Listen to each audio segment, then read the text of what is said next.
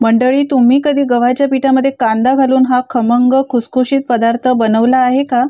बनवला नसेल तर नक्की बनवून बघा. आज आपण गव्हाच्या पिठात असे बारीक चिरलेले कांदे घालून खूपच सोप्या पद्धतीने नाश्त्याचा पदार्थ बनवतोय. बनवायला खूपच सोपा आहे. तुम्ही लहान मुलांना सुद्धा हा झटपट बनवून देऊ शकता. चला तर रेसिपीला सुरुवात करूयात. यासाठी इथे मी एक मिक्सिंग बाउल घेतलाय. यामध्ये 1 वाटी गव्हाचं पीठ घेतलेलं आहे. गव्हाचं पीठ घेताना चाळूनच घ्यायचं.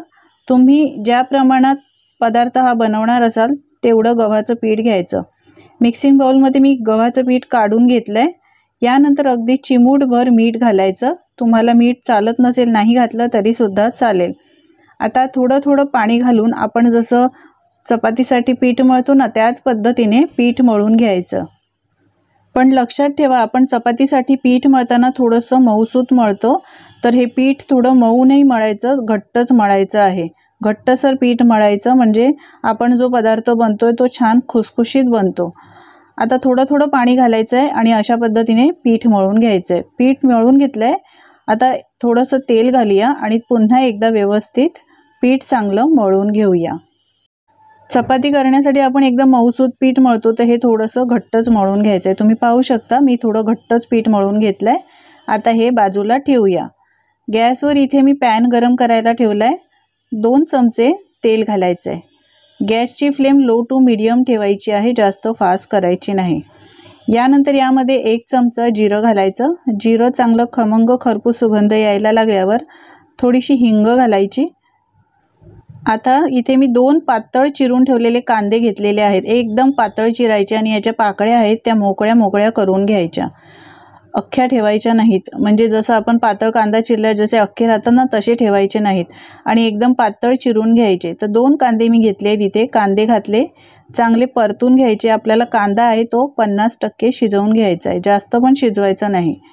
छान कांदा मी परतून घेतला आहे. तुम्ही पाहू शकता ट्रान्सपरंट झाला आहे थोडासा, हलकासा. आता काही मसाले घालूया. पाव चमचा हळद पावडर, यानंतर 1 चमचा लाल तिखट, 1 चमचा भाजलेली धणे आणि जिऱ्याची पावडर घातली आहे, अर्धा चमचा गरम मसाला, अगदी पाव चमचा इथे मी आमचूर पावडर घेतलेली आहे. आमचूर पावडर तुमच्याकडे नसेल तर तुम्ही इथे लिंबाचा रस वापरू शकता. अर्धा चमचा लिंबाचा रस वापरायचा. माझ्याकडे आमचूर पावडर होती म्हणून मी आमचूर पावडर घातली आहे. आता 1 बारीक चिरून घेतलेली हिरवी मिरची घातली आहे. आधी आपण लाल तिखट घातलं होतं, त्यानंतर इथे 1 हिरवी मिरची मी अगदी बारीक चिरून घातली आहे. मुलांना देणार असाल तर तिखटाचं प्रमाण तुम्ही थोडं कमी जास्त करू शकता. 1 चमचा ओवा घेतला आहे. हातावर थोडंसं असं चोळून घालायचं. यानंतर थोडंसं आलं किसून घालूया, यामुळे फ्लेवर खूप छान येतो. किसणीने किसून घाला किंवा तुम्ही ह्याचा ठेचा बनवून घालू शकता. मिरची आणि आल्याचा ठेचा घालून सुद्धा याचा वापर करू शकता. आलं मी छान किसून घेतलं आहे किसणीवर. यानंतर इथे मी बडीशेप आणि धणे, अख्खे धणे असतात ना, ते थोडेसे भाजले होते. भाजून याची जाडसर पावडर करून घेतली आहे, ती 1 चमचा घातली. चवीनुसार मीठ घालायचं. आता सगळं साहित्य व्यवस्थित मिक्स करून घ्यायचं आहे. गॅसची फ्लेम स्लो ठेवलेली आहे, नाहीतर मसाले करपतील आणि याचा फ्लेवरसुद्धा मग चेंज होईल. सगळं व्यवस्थित 1 ते 2 मिनटं मिक्स करून घ्यायचं, म्हणजे कांद्याला सगळे मसाले व्यवस्थित लागले जातात. आता यामध्ये 2 चमचे बेसन घालायचं आहे. यामुळे कांद्याला जे मॉइश्चर येतं ना, पाणी सुटतं ना, ते बेसनमुळे ॲब्झॉर्ब होतं. बेसन शोषून घेतं ते पाणी आणि आपलं हे स्टफिंग आहे ना, ते एकदम कोरडं फडफडीत होतं. छान व्यवस्थित मिक्स करून घेतलं आहे. तुम्ही पाहू शकता कुठेही पाणी दिसत नाही. एकदम हे सारण आहे, आपलं जे स्टफिंग आहे ते एकदम कोरडं छान झालेलं आहे. 2 मिनटं परतून घेतलं आहे. आता गॅसची फ्लेम बंद करायची. गॅसची फ्लेम बंद केल्यानंतर थोडीशी कसुरी मेथी आणि बारीक चिरलेली कोथिंबीर घालायची. पुन्हा एकदा मिक्स करून घ्यायचं. तुम्ही पाहू शकता हे स्टफिंग आहे ते मस्त कोरडं झालेलं आहे. आता हे पूर्णपणे थंड करून घेऊया. तर एका वाटीमध्ये हे स्टफिंग मी काढून घेतलं होतं. हे बघा एकदम कोरडं झालं आहे आणि थंडसुद्धा करून घेतलेलं आहे. या पद्धतीचं आपल्याला स्टफिंग हे बनवून घ्यायचं कांद्याचं.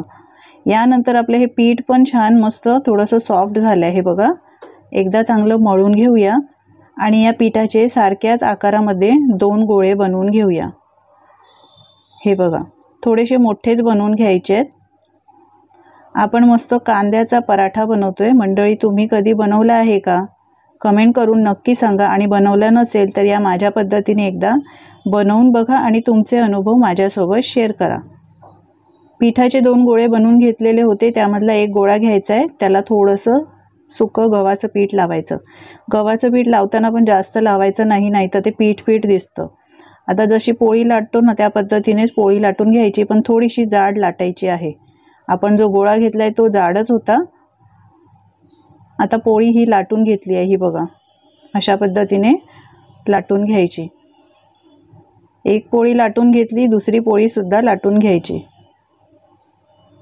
तर मी दोन्ही पोळ्या आधीच लाटून ठेवल्या, एकदम लाटून ठेवायच्या. हे बघा, दुसरी पोळी सुद्धा लाटलेली आहे. आता ती पोळी बाजूला ठेवली आणि पोलपाटावर जी पोळी आहे ना त्यावर आपण कांद्याचं सारण घालणार आहोत, स्टफिंग घालणार आहोत. तर कांद्याचं सगळं स्टफिंग अशा पद्धतीने पसरून घालायचं व्यवस्थित. बेसन आपण यासाठी घातलेलं की आपण कांद्याचा जो पराठा बनवतोय तो ओलसर होणार नाही आणि लाटताना ओलसरपणामुळे स्टफिंग बाहेर येणार नाही, यासाठीच यामध्ये बेसन घालायचं, म्हणजे बाइंडिंग खूप छान येते कांद्याला. सारण सगळं मी स्टफिंग व्यवस्थित पसरून घेतलंय. आता जी आपण दुसरी पोळी बनवून ठेवली होती ना ती पोळी घ्यायची आणि यावर ठेवायची अशा पद्धतीने. ही बघा, आणि साईडच्या कडा अशा प्रेस करून घ्यायच्या.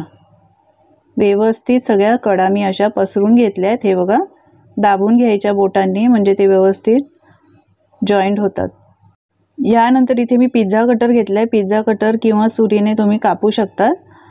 तर इथे आपल्याला 4 भाग याचे करून घ्यायचे आहेत. तर हे बघा, थोड्या मीडियम आकारामध्ये मी 4 भाग करून घेते. पिझ्झा कटरने कसं पटकन कापलं जातं आहे, पण तुमच्याकडे जाडी सुरी असेल धारदार त्याने कापले तरीसुद्धा चालेल. आता शेवटचा भाग आहे, शेवटची पट्टी आहे ती उचलायची आहे आणि अशा पद्धतीने ह्याला दुमडून घ्यायचं. हे बघा, स्टफिंग बाहेर येत असेल तर ते व्यवस्थित दाबून घ्यायचं. आता दुसऱ्या पट्टीवर या ठेवायचं आहे आणि अशा पद्धतीने याची रोल करून घ्यायचं. मस्त असा रोल झाला आहे. हे बघा, आता वरून हलक्या हाताने तळ हातावर घेऊन प्रेस करून घ्यायचं.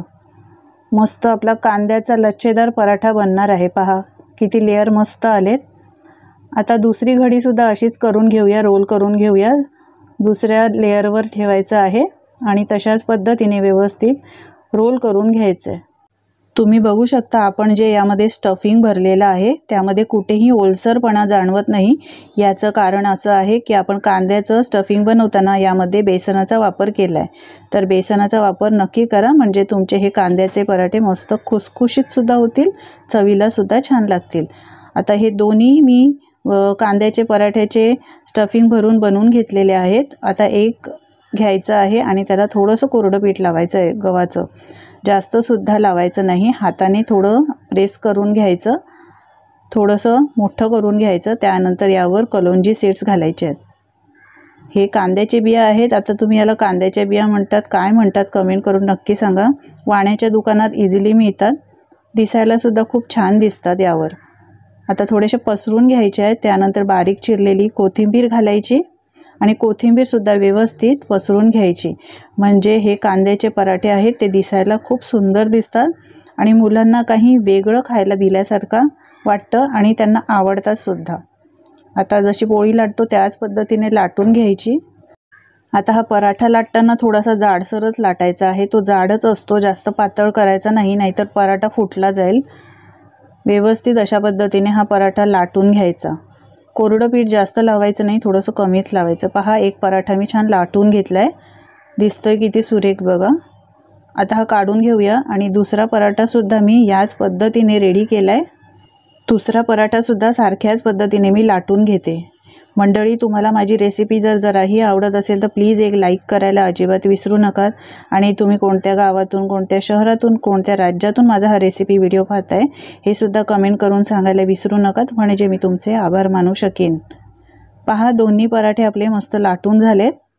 आता भाजून घेऊया. यासाठी मी गॅसवर तवा गरम करायला ठेवला आहे. गॅसची फ्लेम लो टू मीडियम ठेवायची आहे. आपण जशी चपातीसाठी करतो ना तशीच ठेवायची, पण एकदम फास्ट ठेवायची नाही, नाहीतर हा पराठा कच्चा राहील. तूप लावून घ्यायचं आहे तव्याला आणि हा पराठा यावर ठेवायचा.